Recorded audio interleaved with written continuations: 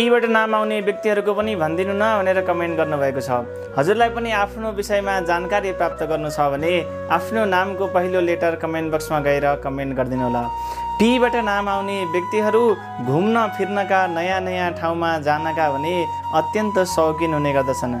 सानो सानो कुरामा पनि चाँडै रिसाउने गर्दछन् भने सानो सानो कुरामा पनि प्रसन्न भइहाल्छन्। मिठो मिठो खान, बाहिरको धेरै खानेकुराहरू खान, राम्रो राम्रो लाउन र चिटिक्क परेर हिँड्नका पनि अत्यन्त शौकिन हुने गर्दछन्।